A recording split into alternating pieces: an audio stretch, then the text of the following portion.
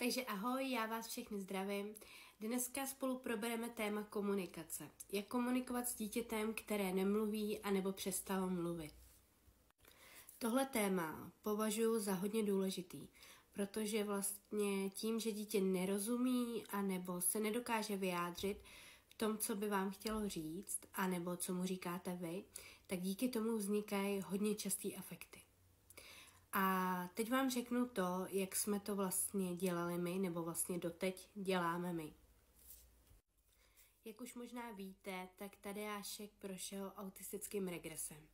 Takže vlastně slovíčka, co uměl a ovládal, tak všechny zapomněl. Nejenom, že to všechno zapomněl, ale taky nám přestal rozumět. A tak jsme museli najít jinou formu, jak spolu vycházet. Protože měl svůj způsob, měl vlastně způsob toho, že mě vodil. Vzal moji ruku a vodil mě tam, kam chce, anebo pokládal moji ruku na to, co chce. Ale já jsem vlastně přišla na to, že tohle už nestačí. Jestli to dělají vaše děti, tak vám to taky nebude stačit. Možná si teďka myslíte, že to stačí, ale nestačí. A tak jak jsme to vlastně začali dělat? Takže jako první jsme začali dělat to, že jsem začala fotit věci, který má rád. A taky jsem začala fotit místa, který vlastně navštěvujeme a tak dál. Nebo kam prostě chodíme, kam musíme jít a takovýhle věci.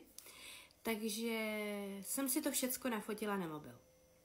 A když jsme někam šli, tak vlastně jsem mu ukázala, kam jdeme.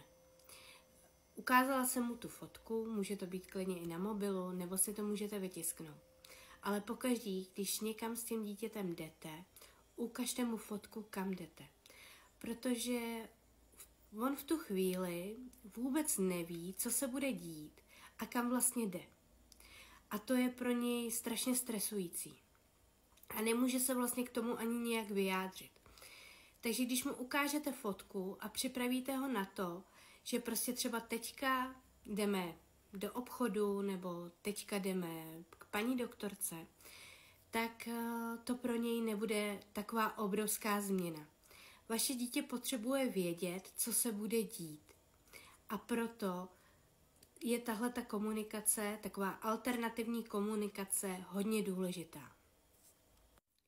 Ale podotýkám, že to samozřejmě neznamená to, že na to dítě nemáte mluvit. Na to dítě mluvte a podporujte to těma kartičkama anebo těma fotkama. A teď vlastně jak na to? Jak mluvit s dítětem, který nemluví? Když vaše dítě vůbec nemluví a něco po něm chcete, mluvte na něj jednoslovně. To znamená, když mi vůbec nemluví, tak na něj mluvím jednoslovně. To znamená, když chci, aby si sednul, tak mu řeknu hačí. Když chci jít, aby se najet nebo něco prostě, tak mu řeknu papat. Když moje dítě mluví jednoslovně, tak používám maximálně 2 slova. Takže mu neřeknu neřeknu mu pojď se posadit nebo pojď si sednout, ale řeknu mu udělej hačí. Nebo jdeme papat. Vždycky na to dítě mluvte o jednoslovně víc, než umí mluvit.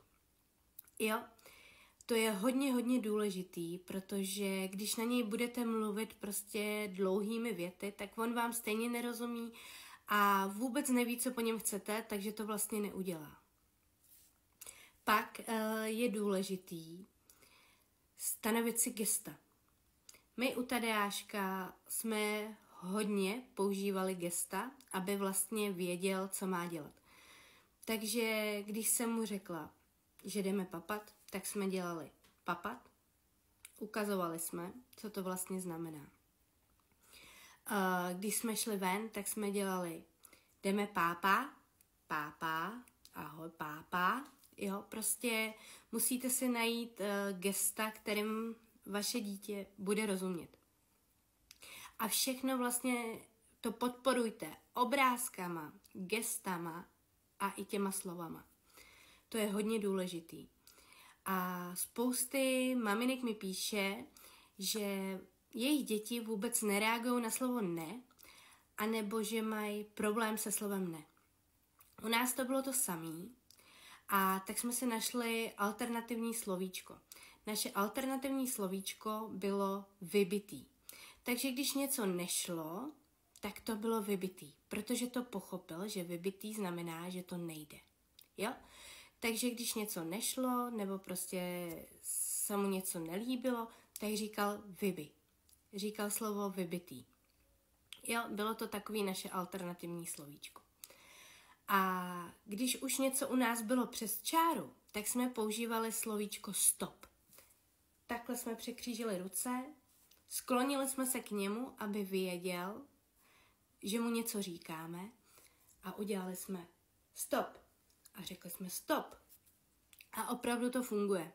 Pokaždý, když jsme vlastně udělali tohle gesto a k tomu řekli to slovíčko, tak on už na to reagoval. Když nás jakoby ještě nevnímal, tak jsme hodně používali ty gesta. Ale když už nás pak začal vnímat, tak už stačilo říct jenom stop. Už jsme nemuseli používat ty gesta.